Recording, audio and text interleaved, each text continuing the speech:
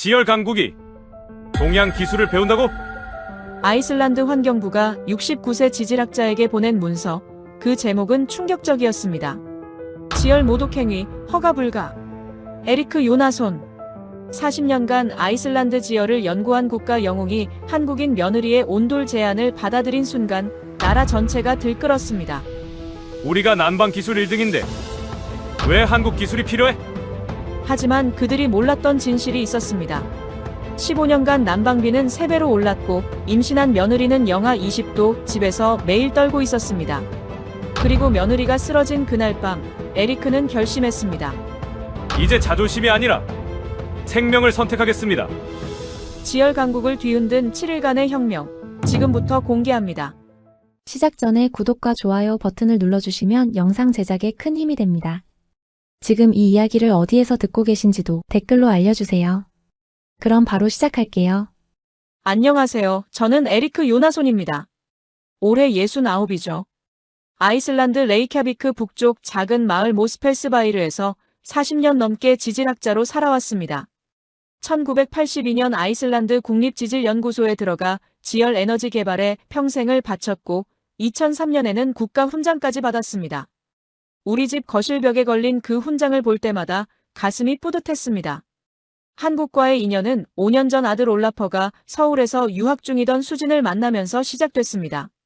처음엔 걱정이 컸죠. 아이슬란드와 한국, 지구 반대편이나 다름없으니까요. 하지만 수진은 밝고 똑똑한 여성이었고 무엇보다 아들이 행복해 보였습니다. 지금은 우리 가족의 소중한 며느리가 됐죠. 지난주 일요일 저녁이었습니다. 온 가족이 거실에 모여 앉아 있었는데 수진이 조심스럽게 말을 꺼냈습니다. 아버님, 제가 한국에서 자료를 좀 가져왔는데요. 수진은 임신 8개월이었습니다. 배가 많이 불러와 움직이기도 힘들어 보였죠. 그런데도 노트북을 꺼내 뭔가를 보여주려 했습니다. 온돌이라고 들어보셨어요? 저는 고개를 끄덕였습니다. 한국의 바닥 난방 시스템이라는 건 알고 있었으니까요. 우리 집에도 온돌을 설치하면 어떨까 해서요. 요즘 너무 추운 것 같아서. 저는 웃음이 나왔습니다.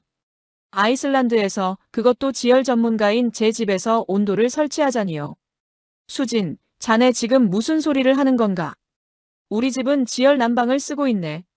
화산지대 한가운데 사는 우리가 왜 다른 난방이 필요하겠나? 제 목소리가 조금 날카로웠을지 모르겠습니다. 40년간 지열 에너지를 연구한 사람에게 다른 난방 방식을 제안한다는 게 기분이 좋지 않았거든요. 아내 시그리드가 끼어들었습니다. 에리크, 수진 말 좀 들어봐요. 요즘 집이 예전만 못한 건 사실이잖아요. 무슨 소리야? 우리 지열 시스템은 1990년에 설치한 최고급 파이프를 쓰고 있어. 34년이 지났지만 아직도 멀쩡하다고. 저는 단호하게 말했습니다. 사실이었으니까요. 당시 설치비만 800만 크로나가 들었습니다. 지금 돈으로 치면 1200만 크로나가 넘죠. 아이슬란드에서 가장 앞서간 지열 시스템이었습니다. 수진은 더 이상 말하지 않았습니다.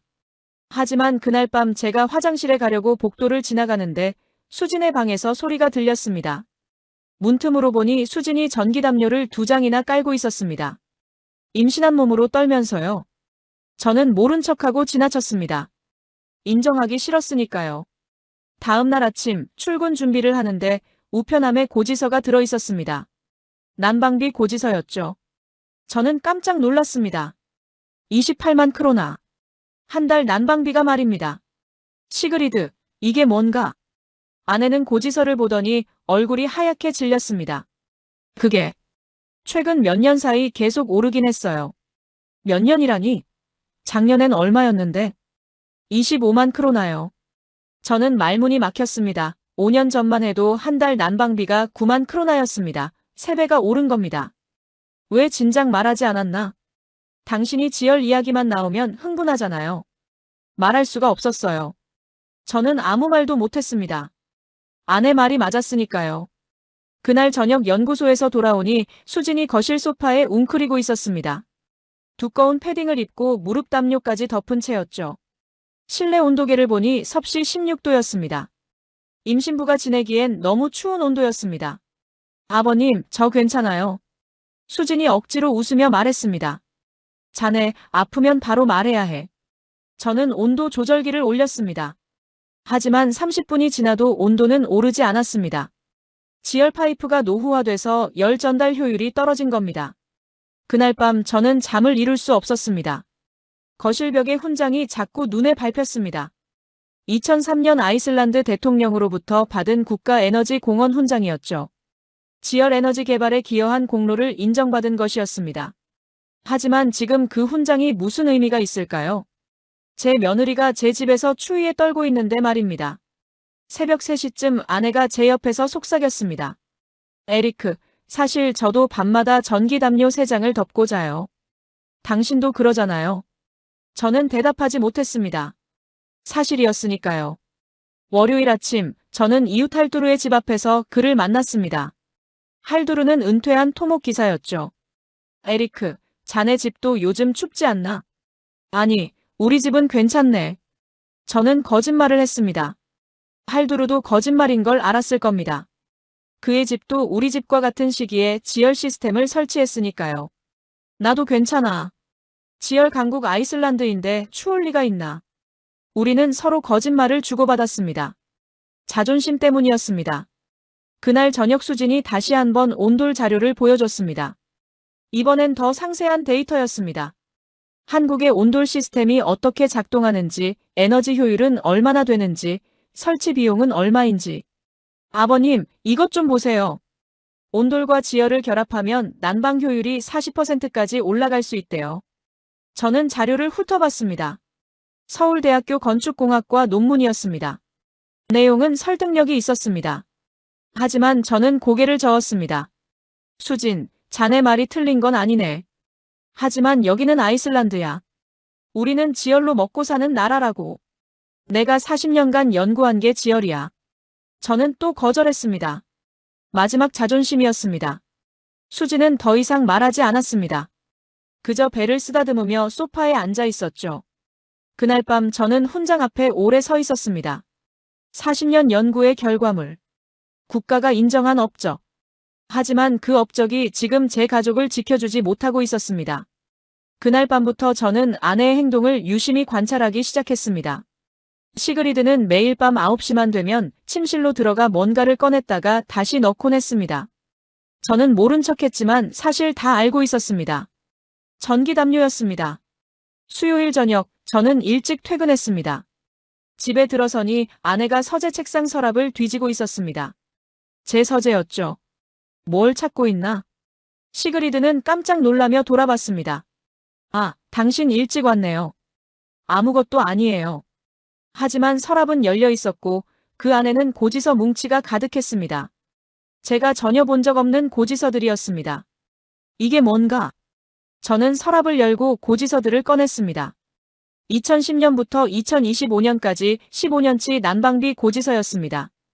아내가 제 눈을 피해 따로 보관해온 것이었죠. 숫자들이 눈에 들어왔습니다.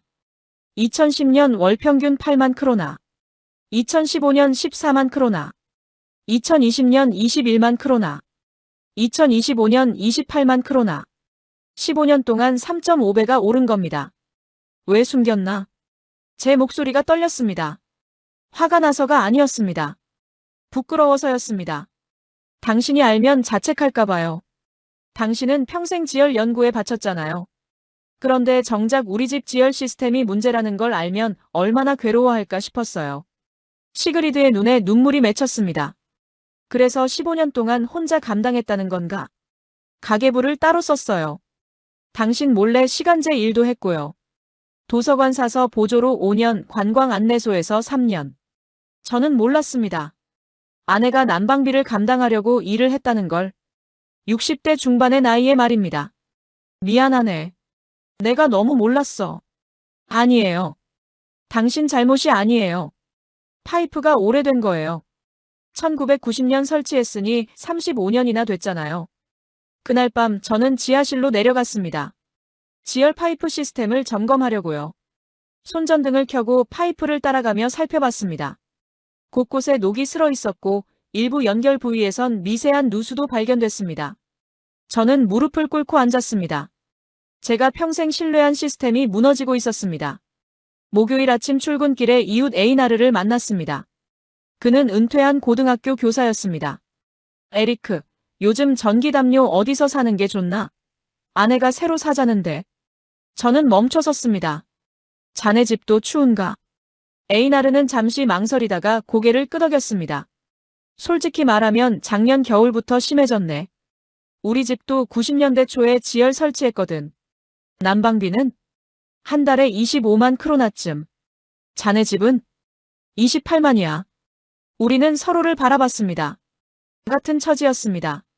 마을 사람들한테는 말하지 말게. 창피해서. 에이나르가 말했습니다. 나도 그래. 저는 고개를 끄덕였습니다. 우리는 지열 강국 국민이라는 자존심 때문에 진실을 숨기고 있었습니다. 점심시간에 연구소 식당에서 후배 크리스티안을 만났습니다. 그는 40대 초반의 젊은 지질학자였습니다. 선배님, 요즘 집 난방은 괜찮으세요? 왜 그런가? 제 친구들 중에 90년대 지열 설치한 집들이 요즘 다 문제래요. 파이프 노후화 때문에. 크리스티안은 조심스럽게 말했습니다. 자네 집은? 저는 2015년에 새로 지은 집이라 괜찮아요. 하지만 선배님 세대 집들은 대부분 비슷한 시기에 지열 깔았잖아요. 저는 샌드위치를 먹다 말고 물었습니다. 그럼 다들 어떻게 하나? 그냥 참고 살죠 뭐. 지열 파이프 교체하려면 1,500만 크로나는 들거든요. 집값의 절반이에요. 1,500만 크로나. 저희 부부가 평생 모은 노후 자금과 맞먹는 금액이었습니다. 그날 저녁 집으로 돌아오니 수진이 거실 바닥에 앉아 있었습니다. 배가 불러 의자에 앉기 불편해서였을 겁니다. 바닥이 따뜻했다면 괜찮았겠지만 우리 집 바닥은 차가웠습니다. 수진, 자네 괜찮나? 네, 아버님. 괜찮아요. 하지만 수진의 손은 얼어 있었습니다. 저는 그제야 깨달았습니다. 며느리가 우리 집에 온 지 1년이 넘었는데 단 한 번도 따뜻한 거실에서 편하게 앉아본 적이 없다는 걸? 자네가 가져온 온돌 자료 말이야. 다시 한번 보여주겠나? 수진의 눈이 커졌습니다. 정말요? 응. 내가 다시 살펴보고 싶네. 수진은 서둘러 노트북을 꺼냈습니다. 한국의 온돌 기술 자료, 지열과 온돌의 하이브리드 시스템 논문, 실제 시공 사례들을 보여줬습니다. 저는 1시간 넘게 자료를 읽었습니다. 전문가의 눈으로 봐도 합리적인 기술이었습니다. 특히 지열과 결합한 하이브리드 방식은 아이슬란드 환경에 적합해 보였습니다. 비용은 얼마나 드나? 한국에서 자재 수입하고 여기서 시공하면 약 400만 크로나 정도래요. 지열 파이프 교체보다 훨씬 저렴해요. 400만 크로나. 우리 부부가 감당할 수 있는 금액이었습니다. 좋아. 해보세. 정말요, 아버님? 자네가 우리 집에서 따뜻하게 지내야 할 권리가 있어. 그리고 곧 태어날 아기도. 수진의 눈에 눈물이 맺혔습니다. 고맙습니다, 아버님. 그날 밤 저는 훈장을 다시 바라봤습니다. 40년 전 제가 연구한 지열 기술은 분명 훌륭했습니다. 하지만 세상은 변했고 기술도 진화해야 했습니다. 그걸 인정하는 게 배신이 아니라 발전이라는 걸 이제야 깨달았습니다. 금요일 아침 저는 레이캬비크 시청 환경과에 온돌 설치 허가 신청서를 제출했습니다. 서류를 접수하는 공무원이 이상하다는 표정을 지었지만 저는 개의치 않았습니다. 2주 안에 결과 나올 겁니다. 공무원이 말했습니다. 저는 고개를 끄덕이고 시청을 나섰습니다. 40년 만에 처음으로 제 신념을 꺾은 날이었습니다. 하지만 후회는 없었습니다. 2주가 지났습니다. 허가 결과가 나올 시점이었죠. 저는 매일 우편함을 확인했지만 아무 소식이 없었습니다. 3주째 되던 월요일 오후 연구소에서 일하던 중 시청에서 전화가 왔습니다. 환경과 담당자였습니다. 목소리가 어딘가 불편해 보였습니다. 허가가 반려됐다는 통보였습니다. 저는 전화기를 든 채 얼어붙었습니다. 40년 지질학자 경력에 국가훈장까지 받은 제가 자기 집 난방 시스템 하나 바꾸는데 허가를 받지 못한다는 게 믿기지 않았습니다. 반려 사유는 더 황당했습니다. 지열 에너지 활용 원칙 위배라는 항목이었습니다.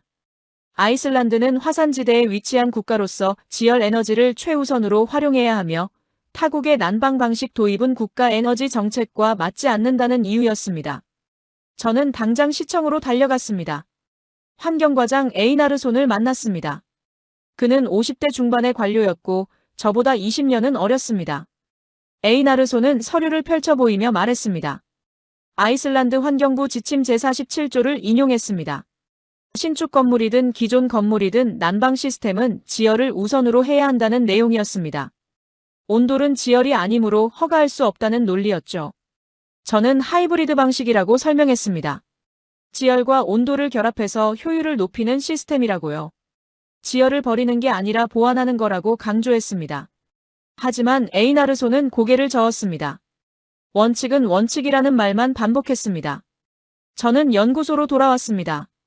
허탈했습니다. 40년간 지열을 연구한 사람이 정작 지열의 한계를 보완하려 하니 오히려 제도가 가로막는 상황이었습니다. 그날 저녁 마을 슈퍼마켓에 들렀습니다. 계산대에서 이웃 그레타를 만났습니다. 그녀는 마을 부녀회장이었습니다. 60대 초반의 활달한 여성이었죠. 그레타가 먼저 말을 걸었습니다. 에리크가 온돌 설치 신청했다가 반려당했다는 소문을 들었다고 했습니다. 마을은 좁았고 소문은 빨랐습니다. 그녀의 목소리에는 비난이 섞여 있었습니다. 지열 전문가가 어떻게 지열을 배신할 수 있느냐는 투였습니다. 아이슬란드 사람으로서 부끄럽지 않느냐고 물었습니다. 저는 아무 말도 하지 못했습니다. 변명할 기력도 없었습니다. 집으로 돌아오는 길에 이웃 3명과 마주쳤습니다. 모두 고개를 돌렸습니다. 인사를 건네지 않았습니다. 35년을 함께 살아온 이웃들이었는데 말입니다. 목요일 저녁이었습니다. 저는 거실 소파에 앉아 있었고 수지는 맞은편에 있었습니다. 아내 시그리드는 부엌에서 저녁 준비를 하고 있었습니다. 실내 온도는 섭씨 15도였습니다. 갑자기 수진이 비틀거렸습니다. 손으로 배를 감싸고 쓰러지려는 순간 제가 달려가 붙잡았습니다. 수진의 얼굴은 창백했고 입술은 파랗게 질려 있었습니다. 시그리드가 다급히 119에 전화했습니다. 구급차가 15분 만에 도착했습니다. 저는 수진과 함께 구급차에 올라탔습니다. 사이렌 소리가 겨울밤 마을을 가르며 울렸습니다. 구급차 안에서 저는 수진의 손을 잡았습니다. 얼음처럼 차가웠습니다. 응급구조사가 체온을 쟀습니다. 섭씨 35.2도. 저체온증 초기 단계였습니다. 임신부에게는 위험한 상황이었습니다. 레이캬비크 국립병원 응급실에 도착했습니다. 의사가 수진을 진찰한 뒤 저를 불렀습니다. 다행히 아기는 무사하다고 했습니다. 하지만 임신부가 장시간 추위에 노출되면 조산 위험이 있다고 경고했습니다.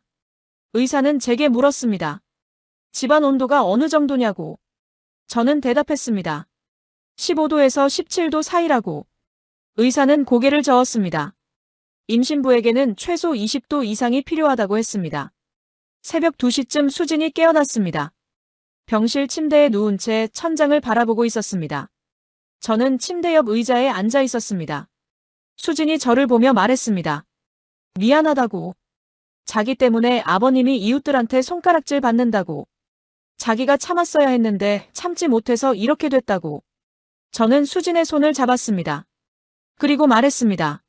자네 잘못이 아니야. 내 잘못이지. 내가 자존심 때문에 가족을 추위에 떨게 만들었어. 수진의 눈에서 눈물이 흘렀습니다. 자네와 아기를 지키지 못한 건 내 책임이야. 40년 동안 지열을 연구했지만 정작 가족 하나 따뜻하게 해주지 못했네. 병실은 조용했습니다. 복도에서 간호사들의 발소리만 들렸습니다. 저는 그날 밤 많은 것을 생각했습니다. 제가 받은 훈장의 의미, 40년 경력의 가치, 이웃들의 시선, 국가의 원칙. 하지만 그 모든 것이 지금 병원 침대에 누운 며느리와 뱃속의 생명보다 중요할 수 없었습니다.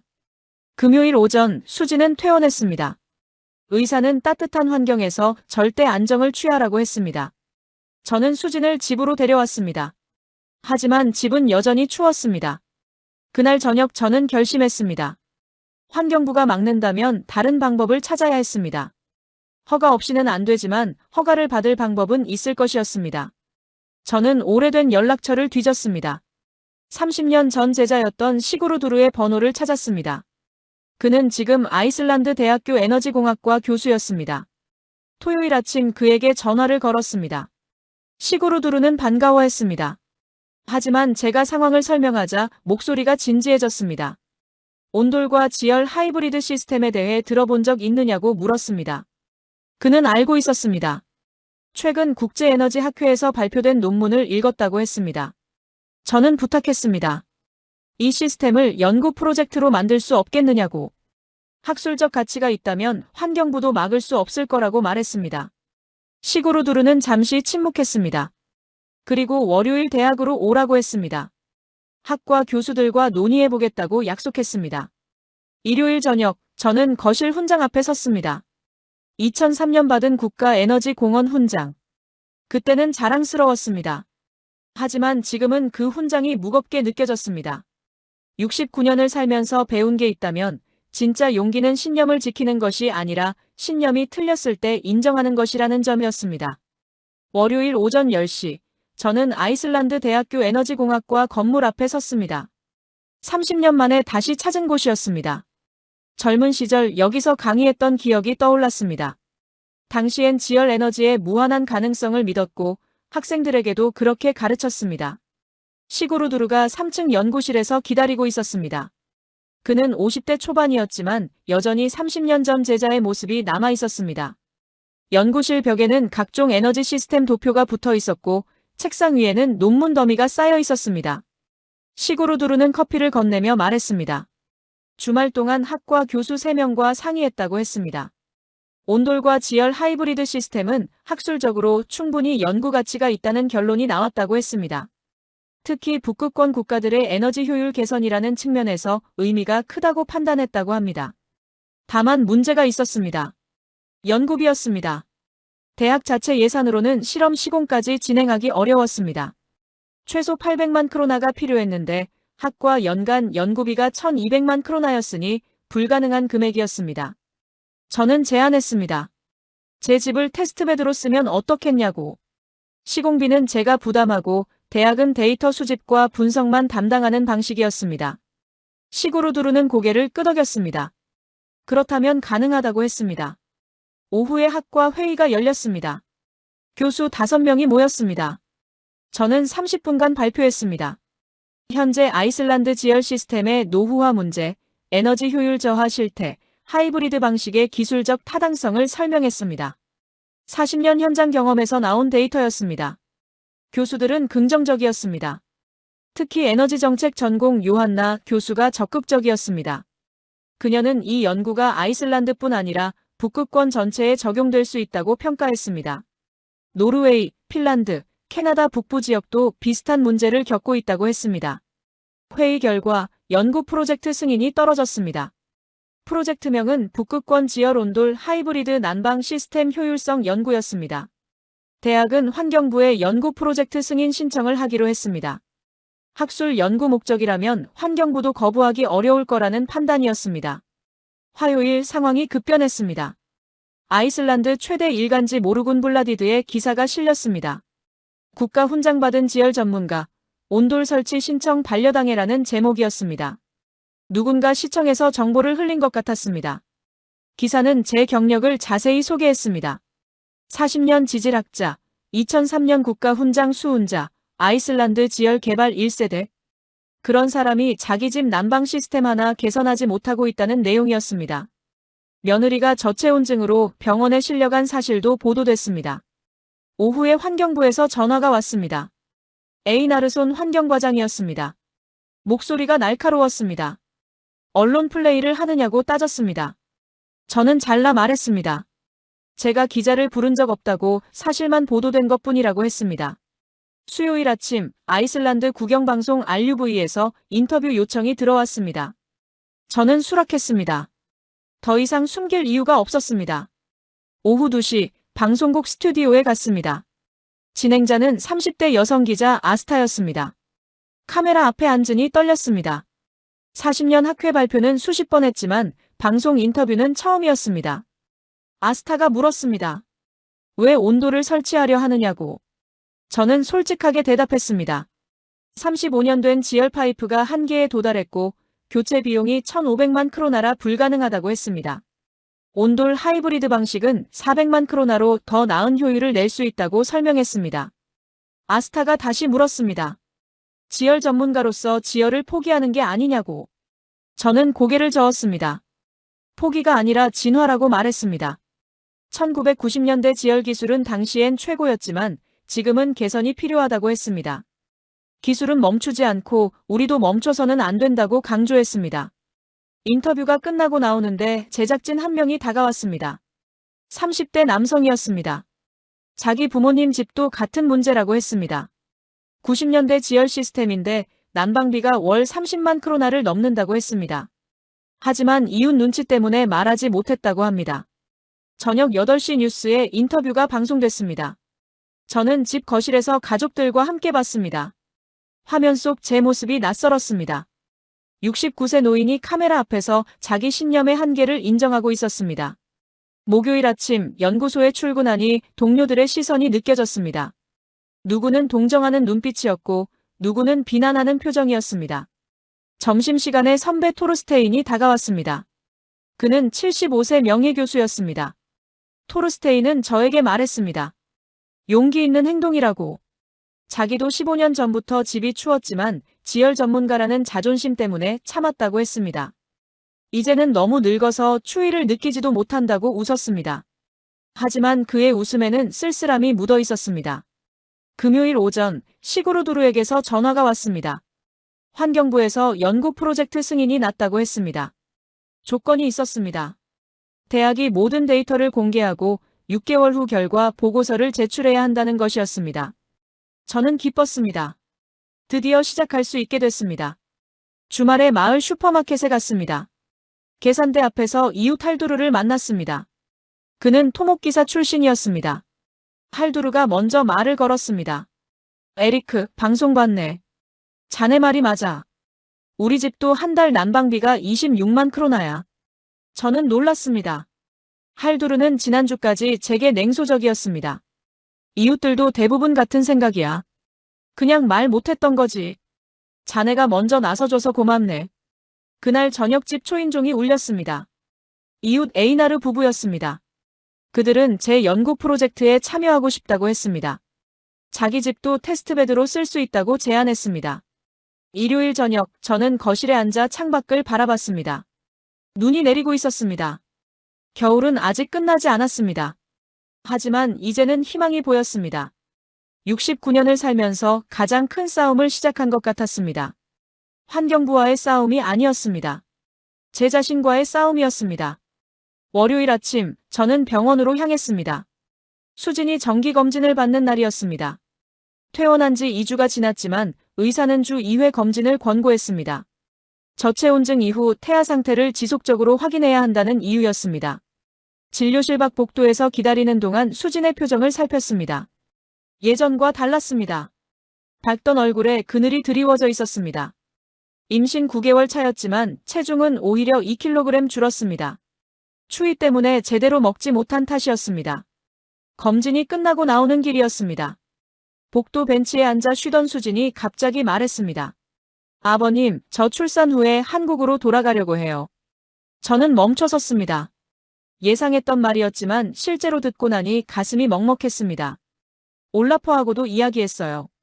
아기는 제가 한국에서 키우고 올라퍼는 나중에 따라오기로 했어요. 수진의 목소리는 담담했습니다. 하지만 그 담담함 속에 깊은 상처가 느껴졌습니다. 여기서는 제가 아기를 키울 자신이 없어요. 추운 집에서 신생아를 돌본다는 게 두려워요. 저는 아무 말도 하지 못했습니다. 며느리의 선택을 탓할 수 없었습니다. 제가 만든 상황이었으니까요. 병원에서 집으로 돌아오는 차 안은 조용했습니다. 수지는 창밖을 바라봤고 저는 운전대를 잡고 있었습니다. 레이캬비크 시내를 벗어나 모스펠스바이르로 향하는 도로는 한산했습니다. 신호등 앞에서 멈췄을 때 수진이 다시 말했습니다. 아버님이 나쁘신 분은 아니에요. 오히려 너무 좋으신 분이죠. 그냥 저와 아이슬란드가 안 맞는 것 같아요. 저는 고개를 돌려 수진을 봤습니다. 그녀의 눈가에 눈물이 맺혀 있었습니다. 집에 도착해 거실에 앉았습니다. 실내 온도는 16도였습니다. 수진은 패딩을 벗지 않았습니다. 저는 처음으로 며느리에게 진심으로 사과했습니다. 제가 고집 때문에 수진을 고통스럽게 만들었다고 말했습니다. 지열 전문가라는 자존심 때문에 가족의 안전을 외면했다고 인정했습니다. 69년을 살면서 한 가장 부끄러운 일이라고 고백했습니다. 수진은 울었습니다. 참았던 감정이 터져나오는 것 같았습니다. 저도 함께 울었습니다. 69세 노인이 며느리 앞에서 우는 건 자존심 상하는 일이었지만 이미 자존심은 중요하지 않았습니다. 한참 후 수진이 말했습니다. 한국 이야기를 꺼냈습니다. 1970년대 한국도 가난했다고 했습니다. 수진의 할머니는 그 시절을 겪었다고 합니다. 연탄 한 장 아껴 쓰려고 온 가족이 한 방에서 잤다고 했습니다. 하지만 한국은 배우려 했다고 수진이 말했습니다. 독일에서 광부를, 중동에서 건설 기술을 배웠습니다. 자존심보다 생존이 먼저였습니다. 1980년대 들어서 온돌 기술을 현대화했고 1990년대에는 세계적 수준으로 발전시켰습니다. 아버님, 한국도 전통을 버린 게 아니에요. 진화시킨 거예요. 온돌은 2000년 전부터 있었지만 지금의 온돌은 완전히 다른 기술이에요.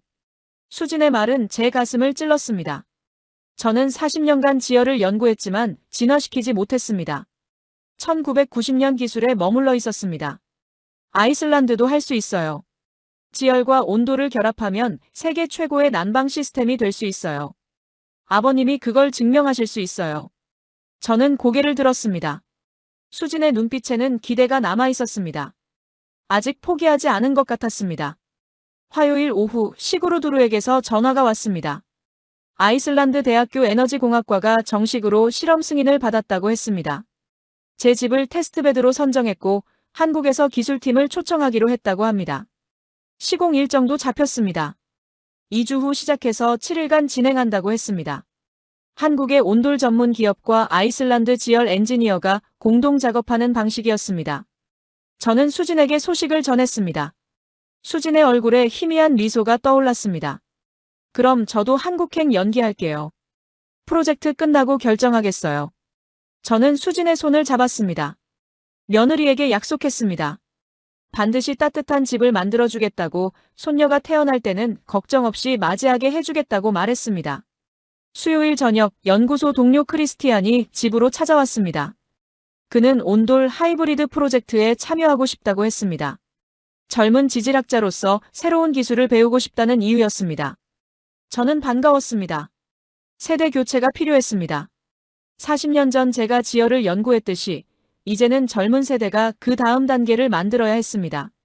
목요일 아침, 아내 시그리드가 오래된 앨범을 꺼냈습니다. 1985년 저희가 신혼집에 처음 입주하던 날 사진이 있었습니다. 당시엔 지열 시스템이 없었습니다. 전기 난방이었죠.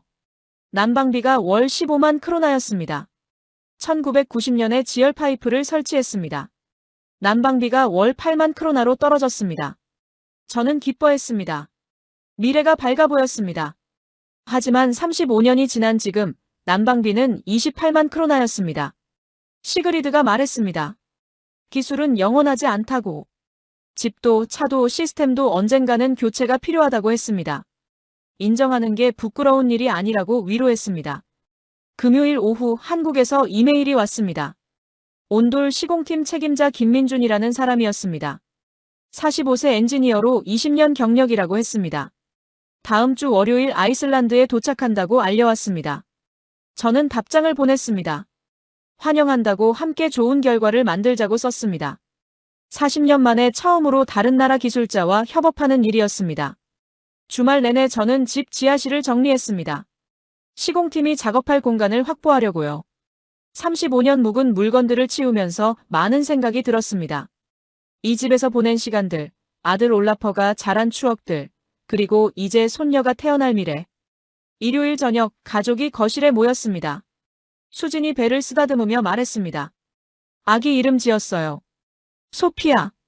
아이슬란드와 한국 모두에서 쓸 수 있는 이름이에요. 저는 고개를 끄덕였습니다. 소피아. 그리스어로 지혜라는 뜻이었습니다. 할아버지가 평생 배우지 못한 것을 손녀는 태어나면서부터 배우길 바랐습니다. 월요일 오전 11시 케플라비크 국제공항에 나갔습니다. 한국에서 온 시공팀을 마중하기 위해서였습니다. 시그루드루 교수와 크리스티안도 함께였습니다. 도착 게이트 앞에서 기다리는 동안 긴장됐습니다. 40년 경력의 지질학자가 외국 기술팀과 협업한다는 게 낯설었습니다. 김민준 팀장이 제일 먼저 나왔습니다. 45세쯤 돼 보이는 단단한 체격의 남성이었습니다. 뒤따라 엔지니어 3명이 나왔습니다. 모두 30대에서 40대 초반으로 보였습니다. 그들은 큰 가방 6개를 끌고 왔습니다. 설계 도구와 측정 장비라고 했습니다. 공항에서 모스펠스바이르로 가는 차 안에서 김민준이 말했습니다. 아이슬란드는 처음이라고 했습니다. 하지만 북극권 지역 난방 프로젝트는 이번이 3번째라고 합니다. 노르웨이 트롬쇠와 캐나다 옐로나이프에서 경험이 있다고 했습니다. 집에 도착하자 김민준 팀은 즉시 조사를 시작했습니다. 지하실 지열 파이프, 거실 바닥 구조, 벽체 단열 상태를 점검했습니다. 측정 장비를 꺼내 온도 분포를 기록했습니다. 2시간 동안 집 구석구석을 살폈습니다. 오후 3시쯤 거실에 모였습니다. 김민준이 노트북을 펼쳐 데이터를 보여줬습니다. 현재 지열 시스템의 열효율은 38%였습니다. 1990년 설치 당시엔 72%였을 것이라고 추정했습니다. 35년 동안 절반 가까이 떨어진 겁니다. 문제는 파이프 노후화만이 아니었습니다. 바닥 단열재도 압축돼 있었고 열 분산 구조도 비효율적이었습니다. 김민준은 이 상태로는 온돌만 설치해도 큰 개선이 어렵다고 판단했습니다. 시구루두루 교수가 제안했습니다. 지열 파이프는 유지하되 새로운 온돌 시스템을 그 위에 겹치는 방식이었습니다. 지열이 1차 열원, 온돌이 2차 열원으로 작동하는 구조였습니다. 김민준은 고개를 끄덕였습니다. 가능하다고 했습니다. 하지만 예상치 못한 문제가 있었습니다. 아이슬란드 집안 특성이었습니다. 모스펠스바이르는 화산암 지대였습니다. 일반 콘크리트 작업과 달리 특수 공법이 필요했습니다. 김민준 팀은 한국에서 경험해 본 적 없는 조건이었습니다. 저는 나섰습니다. 40년간 아이슬란드 화산암을 연구한 경험이 있었습니다. 지질 구조를 설명했고 어떤 방식으로 시공해야 안전한지 조언했습니다. 김민준은 경청했습니다. 그리고 감사하다고 말했습니다. 화요일부터 본격적인 공사가 시작됐습니다. 먼저 거실 바닥을 걷어냈습니다. 나무 마루판과 그 아래 콘크리트 층을 제거했습니다. 35년 묵은 먼지가 피어올랐습니다. 오래된 단열재는 거의 압축돼 원래 두께의 절반밖에 안 됐습니다. 지열 파이프가 드러났습니다. 녹이 슬고 일부는 금이가 있었습니다. 저는 그 모습을 보며 마음이 아팠습니다. 35년 전 최첨단이었던 시스템이 이렇게 낡았다는 게 믿기지 않았습니다. 아이슬란드 지열 엔지니어 토마스가 합류했습니다. 50대 중반의 베테랑이었습니다. 그는 파이프를 점검한 뒤 교체가 필요한 부분을 표시했습니다. 전체의 30% 정도였습니다. 나머지는 세척 후 재사용 가능하다고 판단했습니다.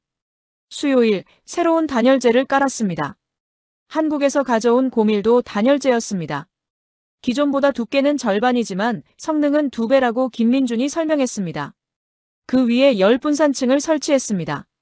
알루미늄 합금 재질로 열을 고르게 퍼뜨리는 역할이었습니다. 오후에 온돌 파이프를 배치했습니다. 한국 전통 온돌과는 달랐습니다. 얇은 튜브 형태였고 뱀처럼 구불구불하게 배치됐습니다. 간격은 15cm였습니다.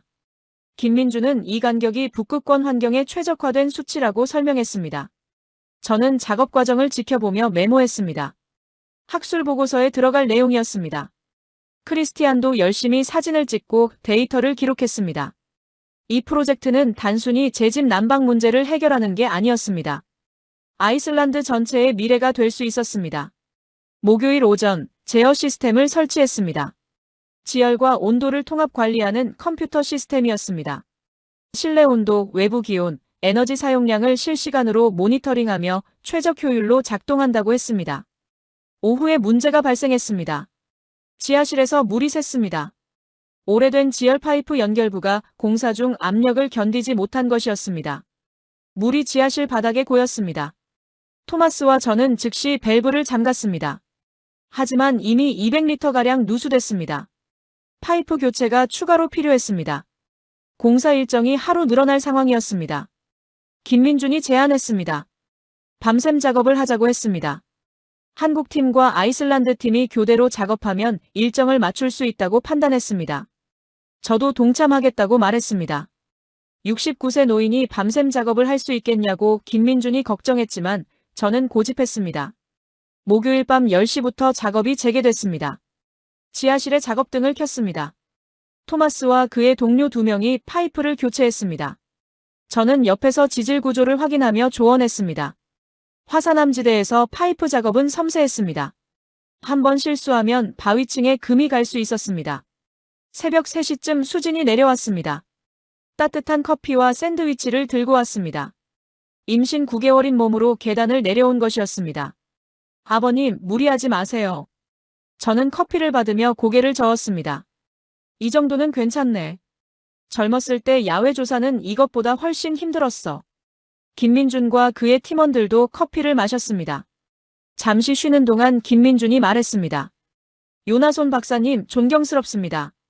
69세에 이렇게 현장을 지키시는 분 처음 봤어요. 저는 웃었습니다. 내 집이고 내 가족이야. 당연한 일이지. 금요일 새벽 6시 파이프 교체가 완료됐습니다. 누수 테스트를 했습니다. 문제 없었습니다. 우리는 악수를 나눴습니다. 한국 엔지니어와 아이슬란드 엔지니어, 그리고 69세 지질학자가 함께 이뤄낸 성과였습니다. 금요일 오후 마지막 작업이 진행됐습니다. 바닥 마감재를 깔았습니다.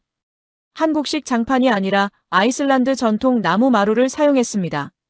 온돌과 지열 모두를 존중하는 선택이었습니다. 토요일 오전 시스템 가동 테스트를 했습니다. 제어 컴퓨터를 켰습니다. 지열 펌프가 작동하고 온돌 보일러가 가동됐습니다. 두 시스템이 서로 데이터를 주고받으며 조화롭게 작동했습니다. 1시간 후 거실 바닥 온도를 측정했습니다. 섭씨 24도였습니다. 실내 공기 온도는 21도였습니다. 이상적인 수치였습니다. 저는 맨발로 거실 바닥을 밟아봤습니다. 따뜻했습니다. 35년 만에 처음 느껴보는 온기였습니다. 토요일 저녁, 가족 모두 거실에 모였습니다.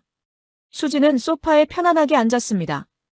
임신 이후 처음으로 패딩을 벗은 모습이었습니다. 아내 시그리드는 맨발로 바닥을 걸으며 미소 지었습니다. 아들 올라퍼는 바닥에 누워 천장을 바라봤습니다. 아버지, 이렇게 따뜻한 집이었나요? 올라퍼가 물었습니다. 저는 고개를 저었습니다. 아니야. 35년 만에 처음이야. 그날 밤 온도계는 실내 21도를 가리켰습니다. 외부 기온은 영하 15도였습니다. 하지만 집안은 봄날처럼 따뜻했습니다. 전기 담요 없이 잠든 게 15년 만이었습니다. 일요일 아침 난방비 계량기를 확인했습니다. 24시간 가동 후 에너지 사용량은 기존 시스템의 35% 수준이었습니다. 월 난방비로 환산하면 약 10만 크로나였습니다. 기존 28만 크로나에서 65% 절감된 수치였습니다. 시구르두르 교수가 오후에 방문했습니다. 데이터를 수집하려고 왔습니다. 온도 센서 5개를 집 곳곳에 설치했습니다. 일주일간 온도 변화를 기록해 분석한다고 했습니다. 요나손 박사님, 이건 단순한 난방 개선이 아닙니다. 북극권 에너지 혁명의 시작이에요. 시구르두르의 목소리에는 흥분이 묻어 있었습니다. 월요일 예상치 못한 방문객이 있었습니다. 환경부 장관 군나르 스베인손이었습니다. 60대 초반의 관료였습니다. 2달 전 온돌 설치를 반려했던 바로 그 부서의 수장이었습니다. 장관은 집안을 둘러봤습니다. 지하실 시스템을 점검하고 제어 컴퓨터를 살펴봤습니다. 30분간 아무 말 없이 관찰했습니다. 거실로 올라와 장관이 입을 열었습니다. 요나손 박사님, 제가 잘못 판단했습니다. 저는 놀랐습니다. 정부 고위 관료가 일반 시민에게 사과한다는 게 흔한 일이 아니었으니까요. 환경부는 원칙을 지키려 했지만 현실을 외면했습니다. 1990년대 지열 시스템이 한계에 도달했다는 걸 알면서도 인정하지 않았습니다. 장관은 계속 말했습니다. 전국적으로 1만 2천 가구가 비슷한 상황이라고 했습니다. 모두 90년대 초반 지열 시스템을 사용하는 가정들이었습니다. 정부는 파이프 교체 비용 보조금을 검토했지만 예산이 1,800억 크로나나 필요했습니다. 불가능한 금액이었습니다. 하지만 박사님의 하이브리드 방식이라면 가능합니다. 가구당 400만 크로나면 총 480억 크로나입니다. 정부가 절반을 지원하면 국민 부담도 줄일 수 있습니다. 장관은 국가 프로젝트로 승인하겠다고 약속했습니다. 시범 사업으로 200가구를 선정해 6개월 내 시공을 완료하겠다고 했습니다. 화요일 오후 레이캬비크 시내 한 호텔 회의실에 사람들이 모였습니다. 북극권 5개국 에너지 담당자들이었습니다. 노르웨이, 핀란드, 그린란드, 캐나다, 러시아에서 왔습니다. 시구르두르 교수가 주선한 자리였습니다. 저는 45분간 발표했습니다. 프로젝트 배경, 기술적 원리, 시공 과정, 효율 데이터를 설명했습니다. 69세 노인의 발표였지만 청중들은 집중했습니다. 노르웨이 대표가 질문했습니다. 트롬쇠 지역에도 적용 가능하냐고 물었습니다. 저는 고개를 끄덕였습니다. 화산지대가 아니라면 오히려 시공이 더 쉽다고 답했습니다. 핀란드 대표는 비용 대비 효율을 물었습니다. 저는 데이터를 보여줬습니다. 초기 투자 400만 크로나, 연간 난방비 절감 216만 크로나, 회수 기간 1.8년이었습니다. 회의가 끝난 뒤 5나라 대표들은 공동 성명을 발표했습니다. 북극권 에너지 효율 개선 협의체를 구성하고 아이슬란드 사례를 공동 연구하겠다는 내용이었습니다.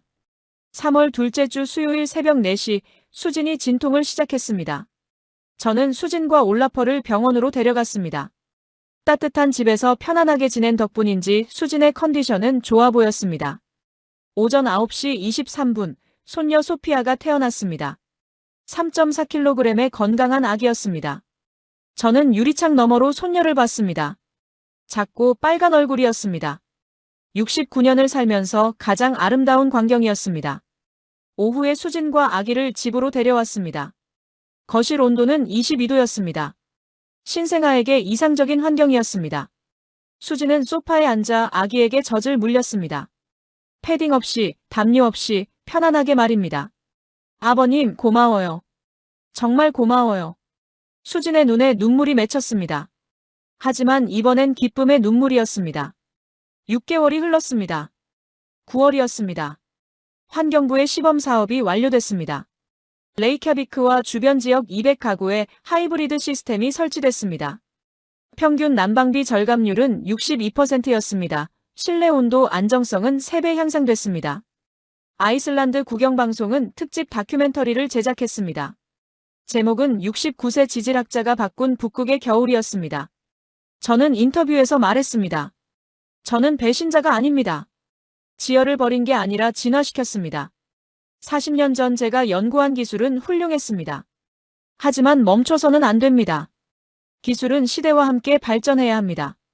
10월 레이캬비크에서 국제학회가 열렸습니다. 북극권 에너지 효율 심포지엄이었습니다. 15개국에서 300명이 참석했습니다. 저는 기조연설을 맡았습니다. 강단에 섰을 때 떨렸습니다. 40년 경력이지만 이렇게 큰 무대는 처음이었습니다. 하지만 손녀 소피아를 생각했습니다. 따뜻한 집에서 자라는 아기를 떠올렸습니다.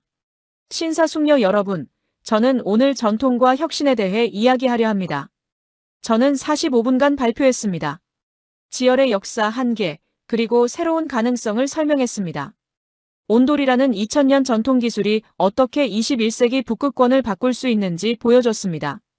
발표가 끝나자 기립박수가 나왔습니다. 300명이 일어나 박수를 쳤습니다. 저는 눈물을 참았습니다. 노르웨이 정부는 즉시 시범 사업을 결정했습니다. 트롬쇠 지역 150가구에 내년 봄부터 시공한다고 발표했습니다. 핀란드와 캐나다도 뒤따랐습니다. 12월 크리스마스 이브, 온 가족이 거실에 모였습니다. 소피아는 생후 9개월이었습니다. 기어다니기 시작한 아기는 따뜻한 거실 바닥을 마음껏 돌아다녔습니다. 수진이 말했습니다. 아버님, 한국 가는 거 취소했어요. 여기가 이제 제 집이에요. 저는 고개를 끄덕였습니다. 며느리가 아이슬란드를 집이라 부른다는 게 기뻤습니다. 창밖은 영하 20도였습니다. 눈보라가 몰아쳤습니다. 하지만 집안은 봄날처럼 따뜻했습니다. 거실 벽에는 여전히 2003년 훈장이 걸려 있었습니다. 하지만 이제는 그 옆에 새로운 액자가 하나 더 있었습니다. 2025년 아이슬란드 대통령이 수여한 국가에너지혁신 공로 훈장이었습니다. 69세에 받은 두 번째 훈장이었습니다. 저는 손녀를 안았습니다. 소피아는 웃었습니다. 저도 웃었습니다. 소피아, 할아버지가 69년간 배운 것보다 이 1년이 더 많이 가르쳐줬단다. 고집을 버리는 법, 배우는 법, 그리고 진짜 용기가 뭔지 말이야. 소피아는 알아듣지 못했을 겁니다. 하지만 괜찮았습니다. 언젠가 이 아이가 자라서 이 이야기를 듣게 될 테니까요. 밤 10시, 창밖 온도계는 영하 22도를 가리켰습니다. 올겨울 최저 기온이었습니다. 하지만 거실은 여전히 22도였습니다. 지열과 온돌이 함께 만든 기적이었습니다. 저는 거실 소파에 앉아 가족들을 바라봤습니다.